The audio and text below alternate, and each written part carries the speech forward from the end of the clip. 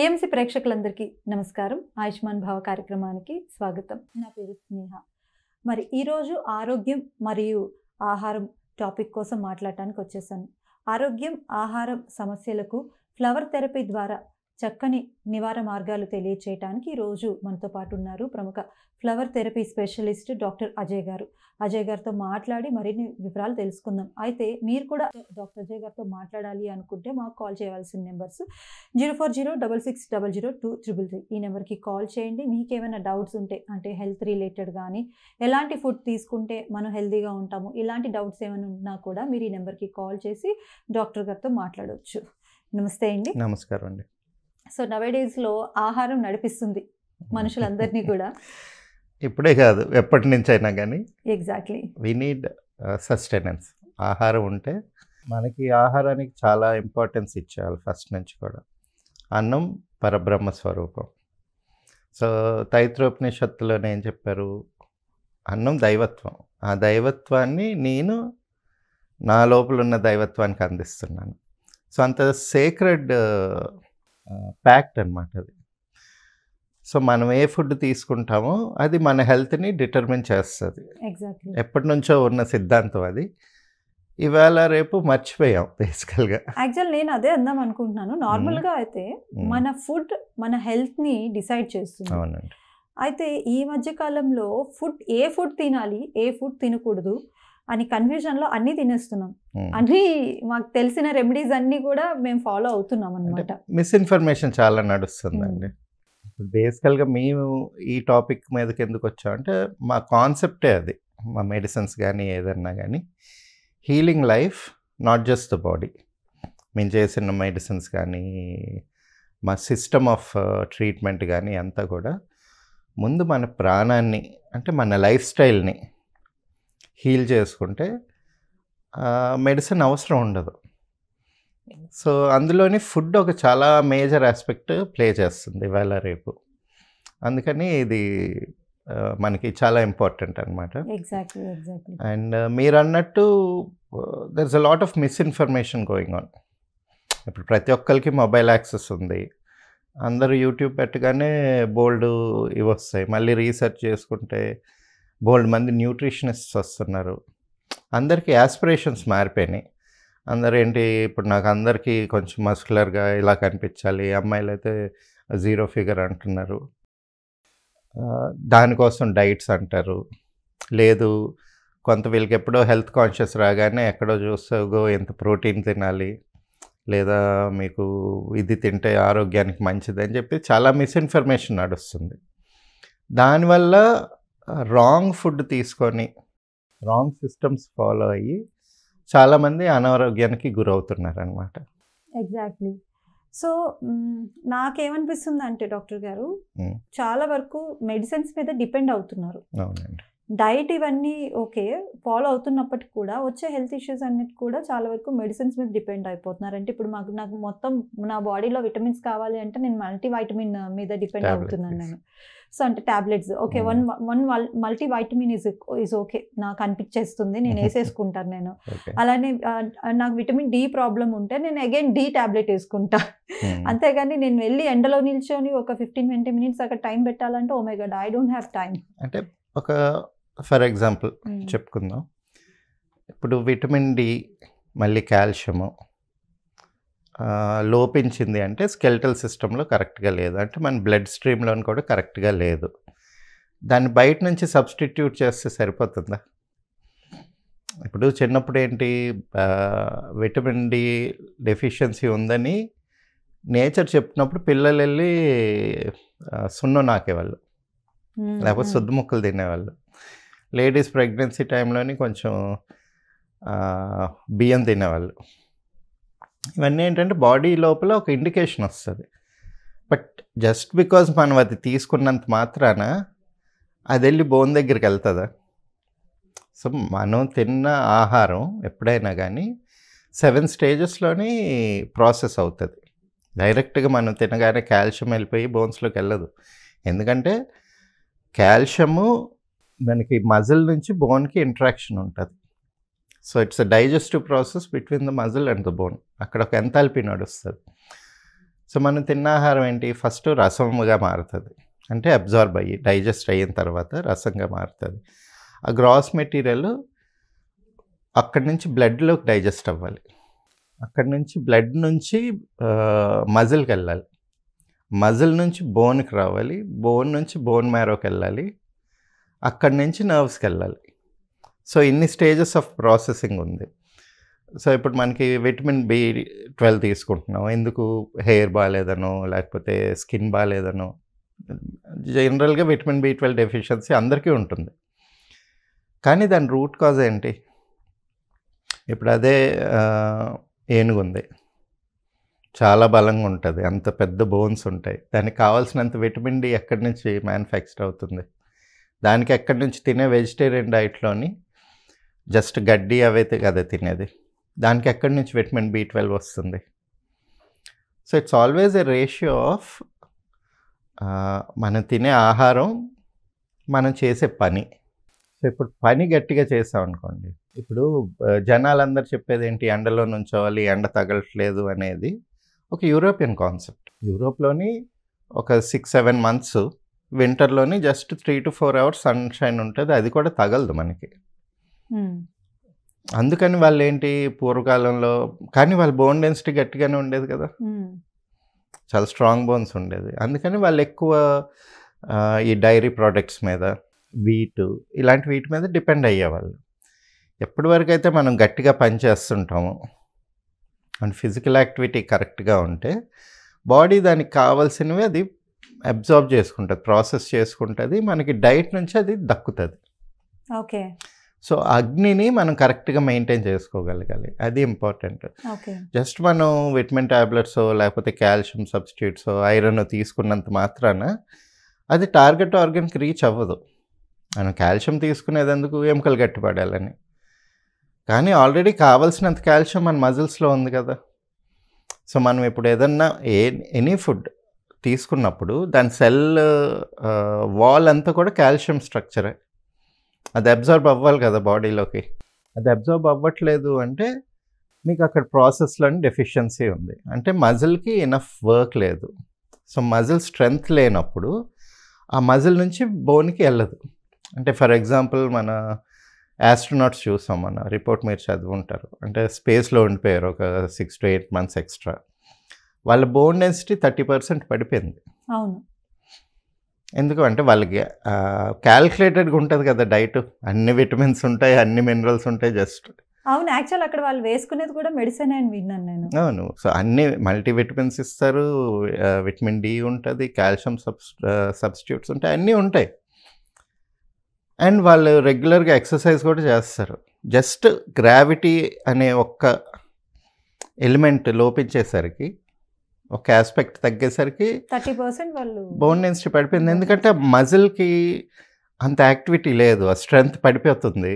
So muscle strength పడిపోయేసరికి అక్కడి నుంచి బోన్కి transfer అవ్వట్లేదు. సో వాళ్ళు తీసుకున్న ఇవన్నీ కూడా మన కిడ్నీ మీద లోడ్ అవుతుంది తప్పితే, ఇప్పుడు మనం తీసుకున్న సప్లిమెంట్స్ కానీ ఏదైనా కానీ ఒక రూల్ ఆఫ్ థంబ్ ఏంటంటే, మనం ఏది తీసుకున్నా 15 days 20 days తీసుకొని మళ్ళీ గ్యాప్ ఇవ్వాలి.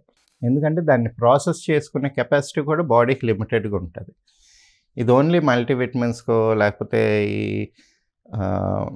మెడిసిన్స్కో లేకపోతే కాల్షియం సబ్స్టిట్యూట్స్కో వీటికనే కాదు, మనం ఎప్పుడేదో పసర్లు తీసుకుంటున్నాం, అంటే జనరల్గా ఇప్పుడు చెప్తున్నారు కదా మునగాకు చాలా మంచిది తినండి అని, రోజు జనాలు చాలామంది సంవత్సరాలు తిన్నారు, వాళ్ళందరూ ఇప్పుడు హెల్త్ ప్రాబ్లమ్స్ బయటకు వస్తున్నారు.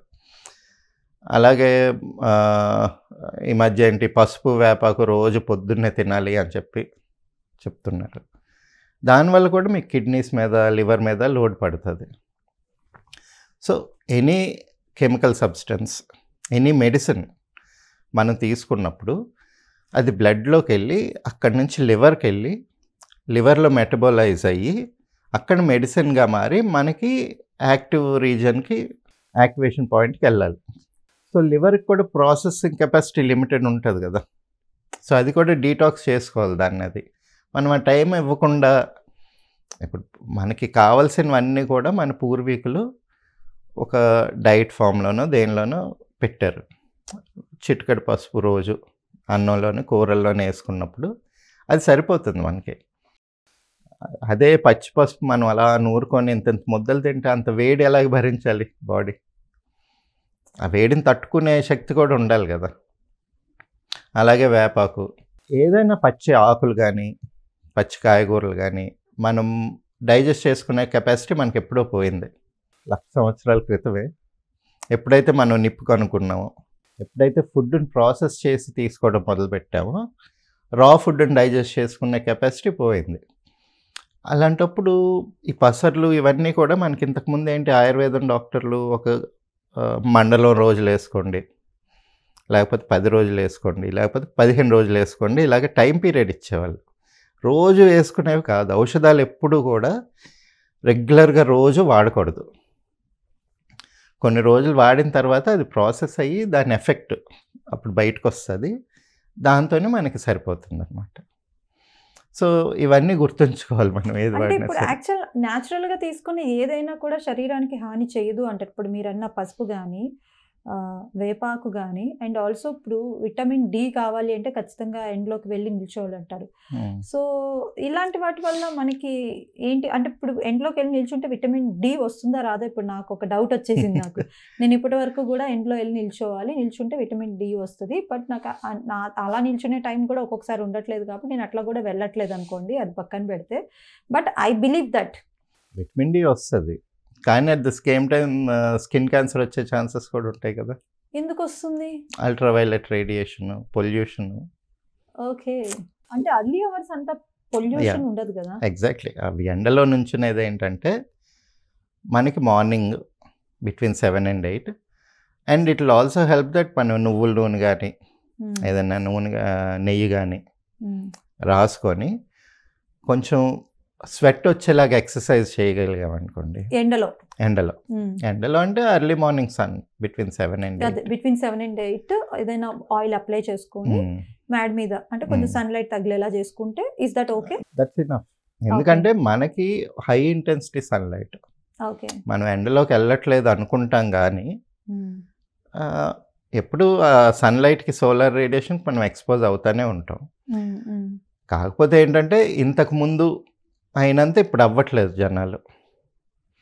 సెకండ్ రీజన్ ఏంటంటే ఇంతకుముందు చేసినంత పని ఇప్పుడు చేయట్లేదు. Right doctor. సో డిస్కషన్ చాలా పీక్లో ఉంది.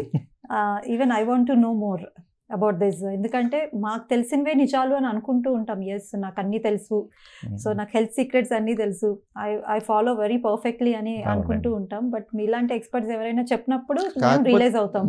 కాకపోతే ఇప్పుడు ఏంటంటే అందరికీ అదే కదా మిస్ఇన్ఫర్మేషన్. ఇప్పుడు మునగాకు మంచిదే అంటే మంచిదే, కానీ దానికి కూడా ఒక పద్ధతి ఉంటుంది కదా. మన పూర్వకాలం నుంచి ఒక పద్ధతి ఉండేది ఏంటి, ఈ వర్షాలు మొదలయ్యే ముందు ఒక సీజన్లోని దాన్ని చిగురించే టైంలోని ఆ సీజన్లో 1-2 సార్లు తినేవాళ్ళు, అది సరిపోతుంది. పసుపు మంచిదంటే చాలా మంచిది, దానిలో చాలా మనకి యాంటీ ఆక్సిడెంట్స్ ఉంటాయి, క్యాన్సర్ని ఫైట్ ఆఫ్ చేస్తుంది, కానీ దానికి ఒక మోతాదు ఉంటుంది కదా. ఉప్పు మంచిదంటే ఉప్పు ఎసెన్షియల్, ఉప్పు మంచిది కాదని చెప్పేసి ఆపేస్తున్నారు, అసలు ఉప్పే తీసుకోవట్లేదు. కంప్లీట్గా ఆపేస్తున్నారు. ఇప్పుడు శ్రీదేవి గారు చనిపోయారు కదా యాక్ట్రెస్, దానికి one of the biggest reason ఆవిడ సాల్ట్ కంప్లీట్గా అవాయిడ్ చేస్తారు ఫుడ్లోంచి. ఈవెన్ జంతువులకు కూడా ఒక అవేర్నెస్ ఉంటుంది, ఆవులకి వాటికి కూడా మనం ఒక ఉప్పు బ్లాక్ పెడతాం, వాటికి డెఫిషియన్సీ వచ్చినప్పుడు అది వెళ్ళి తీసుకోవాలని. సో మీరు ఎసెన్షియల్ న్యూట్రియంట్స్ని, ఎసెన్షియల్ అంటే మన నర్వ్ ఇంపల్స్ ట్రావెల్ అవ్వడానికి, మన బాడీలో మెటబాలిక్ ఫంక్షన్స్ కరెక్ట్గా వెళ్ళడానికి సోడియం క్లోరైడ్ అవసరం. ఎగ్జాక్ట్లీ. కాకపోతే ఒక చిటికెడు, ఒక చెంచాడు. యాక్చువల్ నాకు ఈ డౌట్ వచ్చింది డాక్టర్, ఎందుకంటే కంప్లీట్గా ఆపేస్తుంటే బీపీ డౌన్ అవుతుంది.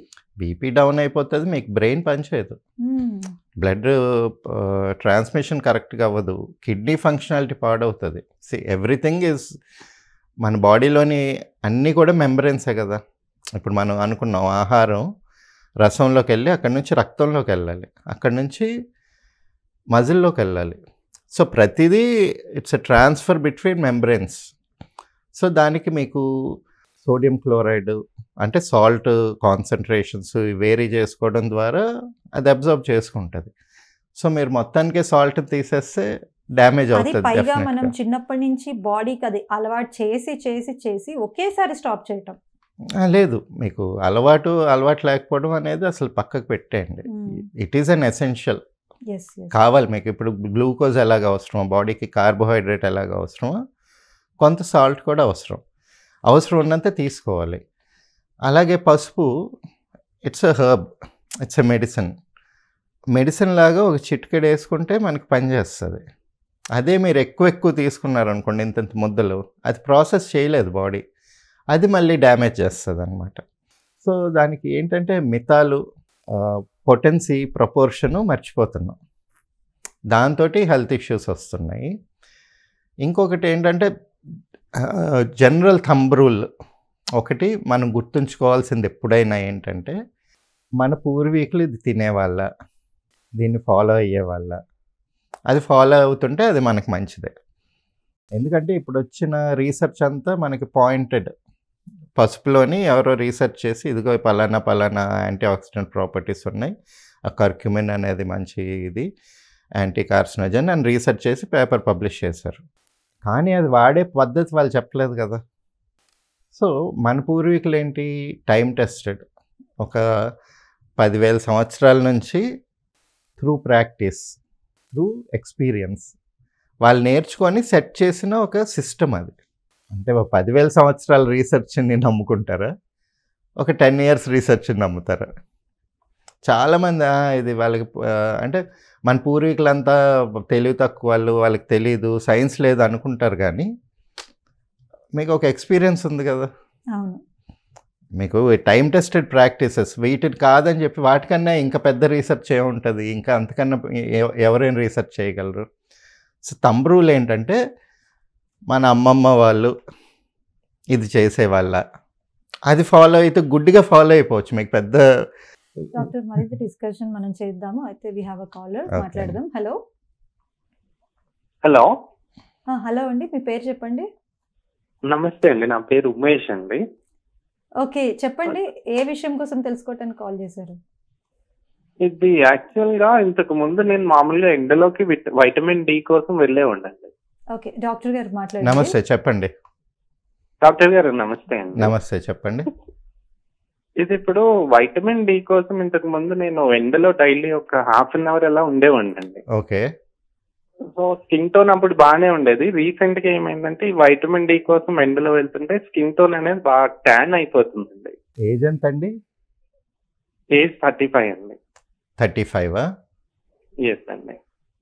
అంటే పర్మనెంట్ ట్యానింగా, దాంతోనే ఏమన్నా బ్లెమిషెస్ లాగా అలాగే ఏమన్నా వస్తున్నాయా, లేకపోతే మళ్ళీ కొన్ని వింటర్లో మళ్ళీ కొంచెం ఫెయిర్ అయ్యి మళ్ళీ అలాగా డార్క్ అవుతుందా? యా వింటర్ లో బాగానే ఉంటుందండి, కానీ ఒక 5 minutes బయటకు వెళ్ళినా కూడా ఎక్కువ ట్యాన్ అయిపోతుందండి స్కిన్. ఓకే, కొంచెం బాడీలోని మనకి టాక్సిన్స్ ఎక్కువైనాయి అనుకోండి, ఓకే అండి. దానివల్ల కూడా ఎక్సెసివ్ ట్యానింగ్ ఉంటుంది. అంటే రీసెంట్గా ఏదైనా ఎక్కువ యాంటీబయాటిక్స్ వాడడం కానీ, లేకపోతే ఈ ప్రోటీన్ షేక్స్ లాంటివి ఏదైనా హెల్త్ ప్రోడక్ట్స్ ఎక్కువ ఏమైనా వాడారా? లేదు, అసలు అట్లా ఏం లేదండి. యాక్చువల్లీ నేను మౌంటైనీర్ అండి. Okay. So last time Kilimanjaro వెళ్ళినప్పుడు బాగా ఎండలో ఎక్కువసేపు ఉన్నా, 12 days. అది టైప్. సో అప్పటి నుంచి ఇంకా స్కిన్ అనేది నార్మల్ అవ్వట్లేదు, ట్యాన్ అయిపోయి అట్లానే ఉండిపోయింది. ఓకే, కొంచెం స్కిన్ కేర్కి ఏదైనా వాడుకోండి. అంటే ఈ స్టెరాయిడ్స్ టైప్ కాకుండా న్యాచురల్గా మన అలోవెరా జెల్ పెట్టుకున్నప్పుడు, అంటే రా జెల్ ఉంటుంది కదా మొక్కల నుంచి తీసుకున్నది, అది కొంచెం స్కిన్ హీలింగ్కి హెల్ప్ అవుతుంది. ఇంకొకటి ఏం చేస్తారంటే, కొంచెం రెగ్యులర్గా ఆముదం పెట్టుకొని రోజు స్వెట్ అయ్యేదాకా ఎక్సర్సైజ్ చేయండి, స్కిప్పింగ్ కానీ సైక్లింగ్ కానీ సంథింగ్, కార్డియాక్. ఓకే. కార్డియో చేసినప్పుడు మీకు ఆ స్వెట్లోంచి ఆ టాక్సిన్స్ వెళ్ళిపోయి స్కిన్ అనేది it's something which comes from with in. బయట లేరు, only it last for 3 months. So habits ఏమన్నా చేంజ్ చేసుకోవాలండి? ఫుడ్లోని కార్బ్స్ కరెక్ట్గా ఉండాలండి. స్కిన్ బాగుండాలంటే ఫ్యాట్స్, కార్బ్స్ కరెక్ట్గా ఉండాలి. సో నెయ్యి తీసుకోండి, కొంచెం మంచిది. ఓకే అండి. రైస్, ఇలాంటి కూలింగ్ కార్బోహైడ్రేట్స్ తీసుకోండి. ఓకే, థ్యాంక్ యూ అండి. రైట్ అండి, థ్యాంక్ యూ అండి, థ్యాంక్ యూ ఉమేష్ గారు. మీకు అన్ని మీ డౌట్స్ అన్నీ కూడా క్లారిఫై అయ్యాయని మనస్ఫూర్తిగా ఆశిస్తూ, రైట్ డాక్టర్. సో ఇప్పుడు స్కిన్కి ఫుడ్కి కూడా సంబంధం ఉంటుందా? డెఫినెట్గా అండి. ఇప్పుడు అందరూ స్కిన్ అంటే బయట నుంచి లోపలికి చూస్తారు. That is the biggest drawback in the systems. అందుకే ఏది వర్క్ చేయదు.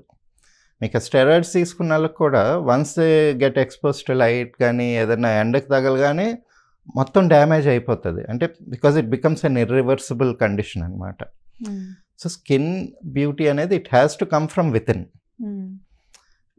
అందరూ ఇప్పుడు కలరు ఇది అసోసియేట్ చేసుకుంటారు కానీ స్కిన్ హెల్త్ గ్లోత్ అని తెలుస్తుంది.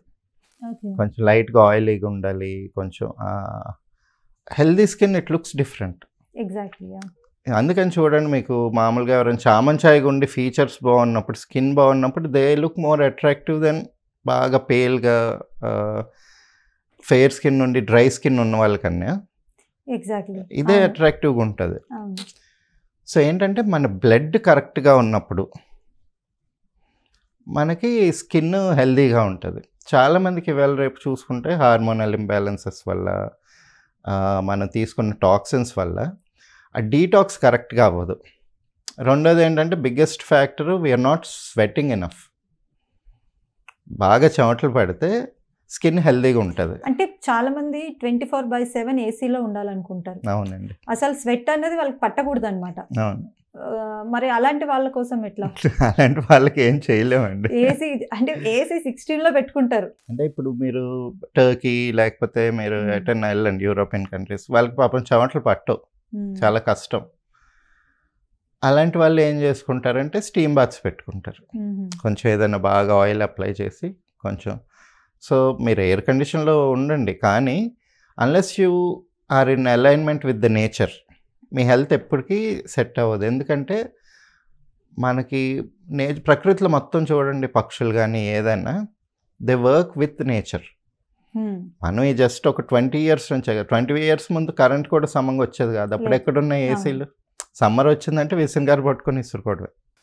సో అక్కడి నుంచి ఒక 20 yearsలో విపరీతమైన ట్రాన్స్ఫర్మేషన్ వచ్చి ఒక కంట్రోల్డ్ క్లైమేట్కి వచ్చినప్పుడు మనం దానికి అడాప్ట్ చేసుకోవడానికి we have to work out even hard. వాళ్ళకి ఇచ్చే అడ్వైజ్ నేను ఏంటంటే బాగా ఆముదం కానీ నెయ్యి కానీ రాసుకొని చెమటలు పట్టేలాగా రోజు 1 గంటనే ఎక్సర్సైజ్ చేస్తే నాట్ ఓన్లీ స్కిన్, వాళ్ళ ఫైర్ కూడా ఇంపార్టెంట్. అంటే మన నెక్స్ట్ ఫుడ్లోని ఏం ఫుడ్ తీసుకోవాలనే దానికన్నా ఫుడ్ని ఎలా ప్రాసెస్ చేసే వాళ్ళు కూడా ఇంపార్టెంట్ కదా. ఇప్పుడు ఇంతకుముందు మన తాతలు వాళ్ళు ఇంత కార్బోహైడ్రేట్ తీసుకునేవాళ్ళు, కాకపోతే అంతా పని చేసేవాళ్ళు.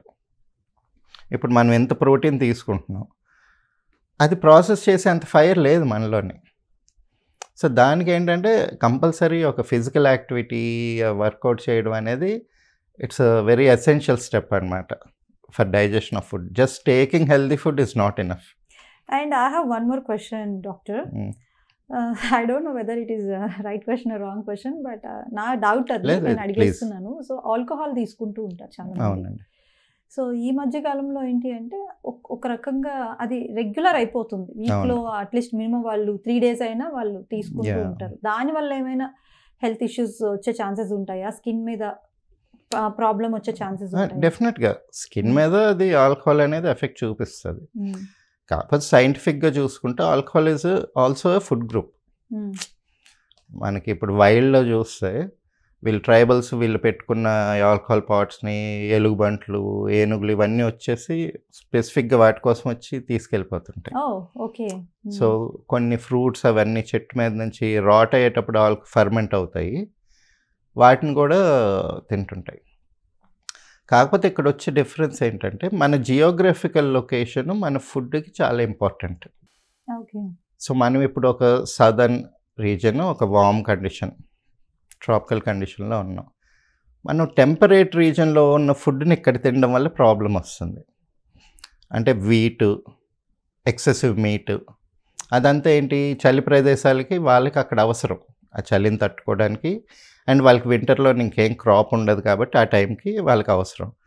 మనకి ఇక్కడ అది హెల్దీ కాదు. Okay, right doctor. మరొక కాలర్ కూడా ఉన్నారు, విల్ డిస్కస్ లేటర్. మాట్లాడదాం. హలో. హలో, నమస్తే అండి. ఎవరు మాట్లాడుతున్నారు? రాజమండ్రి నుంచి చేస్తున్నానండి. మీ పేరండి? నా పేరు తనూజ.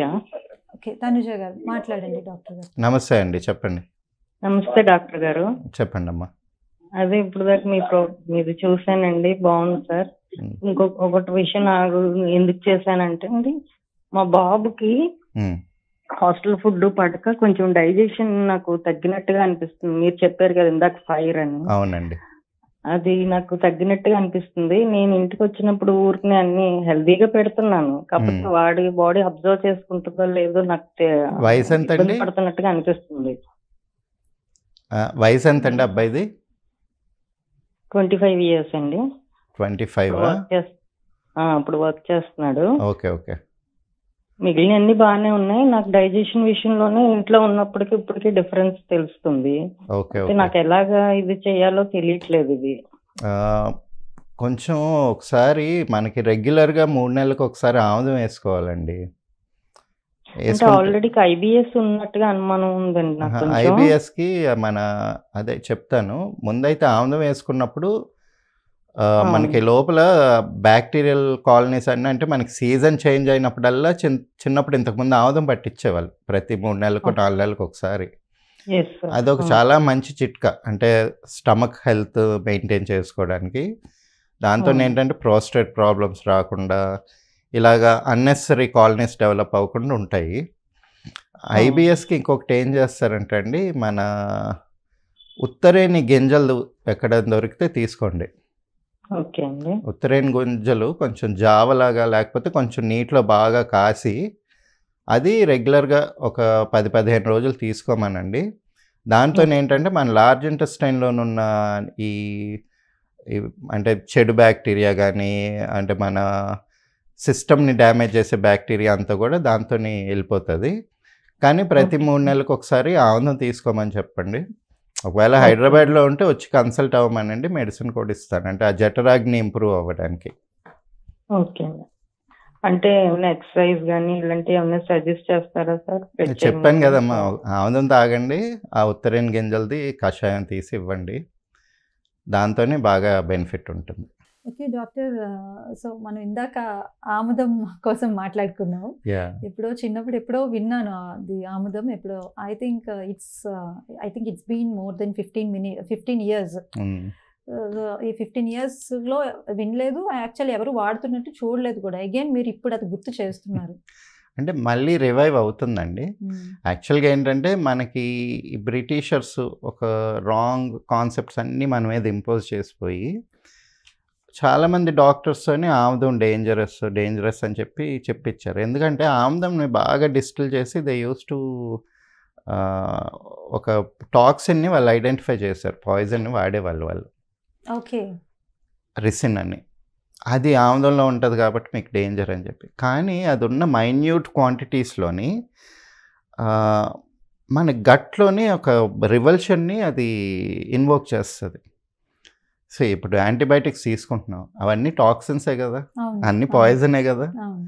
మరి ఇదొక్కటే పాయిజన్ ఎలాగైపోయింది మీకు? నేచురల్గా 10,000 సంవత్సరాల నుంచి మనం దానిలోని పాయిజన్ మీకు ఎఫెక్ట్ అవుతుంది. కానీ అంటే ఇప్పుడు అందరూ చిన్నప్పుడు అందరూ అది వాడినాక హెల్త్ బాగున్న వాళ్ళే, మన గ్రాండ్ పేరెంట్స్ కానీ పేరెంట్స్ కానీ వాళ్ళ పేరెంట్స్ కానీ, సో గ్రేట్ గ్రాండ్ పేరెంట్స్ కానీ ఇవన్నీ మెయింటైన్ చేసి హెల్తీగా వాళ్ళు లైఫ్ని లీడ్ చేశారు. ఎందుకంటే మనకి డైజెషన్లో major factor bacteria, gut bacteria. అది మనకి 70 to 80% మదర్ టు చైల్డ్ వస్తుంది. మిగిలింది ఏంటి, మనకి నేచర్ నుంచి రావాలి. సో అందుకనే మనకి లోకల్లీ అవైలబుల్ ప్రొడ్యూస్ ఇక్కడ పెరిగేవే తీసుకోమంటారు. ఎందుకంటే ఈ ఏరియాలో పెరుగుతున్న వాటికి కావాల్సిన బ్యాక్టీరియా అంతా కూడా మన లోపలికి వెళ్తుంది, అది కాలనైజ్ అయ్యి డైజెస్ట్ చేసుకోగలదు. తర్వాత ప్రతిసారి సీజన్ మారినప్పుడు లోపల గట్ బ్యాక్టీరియా లోడ్ మారాలి. సో ఎక్కువైపోయి కాలనీస్ అయిపోయి అక్కడంతా బ్లాక్స్ లాగా క్రియేట్ అయిపోతాయి. వాటిని అంతా క్లీన్ చేసి మళ్ళీ ప్రోబయోటిక్స్కి ఛాన్స్ ఇవ్వడానికి కంపల్సరీగా 3 నెలలకు ఒకసారి, అంటే క్లైమేట్ మారినప్పుడల్లా. మన వాళ్ళు అందుకే ఏంటంటే ప్రతి పెద్ద పండుగకి ముందు భోగి పెట్టేవాళ్ళు, సంక్రాంతికి ఉన్నట్టే ఎప్పుడైతే మనకి సీజన్ చేంజ్ అవుతుందో అప్పుడు పండగలు పెట్టారు. ఆ టైంలోనే ఆ పండగ ముందు రోజు బాగా అన్నీ అంటే స్నానాలు చేయించి, నలుగు స్నానం నలుగు చేయించి, ఆ స్నానము, రోజు చెవులు, ముక్కు, కళ్ళు అన్నీ క్లీన్ చేసేవాళ్ళు. ఈవెన్ ఆయిల్ పెట్టి, అవును. అంటే అదే రోజు ఏదైనా వేపాకు జ్యూస్ కానీ అది ఇచ్చి ఆముదం ఆముదం తాగిపించేవాళ్ళు. తాగిపించేవారు. ఎగ్జాక్ట్లీ. సో అదేంటి అంటే ఆ సీజన్కి మళ్ళీ వీఆర్ గెటింగ్ రెడీ. ఓ, ఓకే. సో ప్రతిసారి సీజన్ చేంజ్ అయినప్పుడు మన మైండ్ సెట్ మారాలి, మన ఆహారం మారాలి, అన్నీ మారాలి. సో ఫుడ్లో ప్రిన్సిపల్స్ ఇవేంటి, మన దేశాన్ని బట్టి తినాలి, మన వాతావరణం బట్టి తినాలి, సీజన్ని బట్టి తినాలి. తర్వాత మేజర్ అందరు మర్చిపోయింది ఏంటంటే మన గుణాన్ని బట్టి తినాలి. అంటే అంటే మనం త్రిగుణాలు అంటాం. ఏంటి త్రిదోషాలు, త్రిగుణాలు. సో మన ఆహారం మన నేచర్ని, మన పనిని రిఫ్లెక్ట్ చేయాలన్నమాట.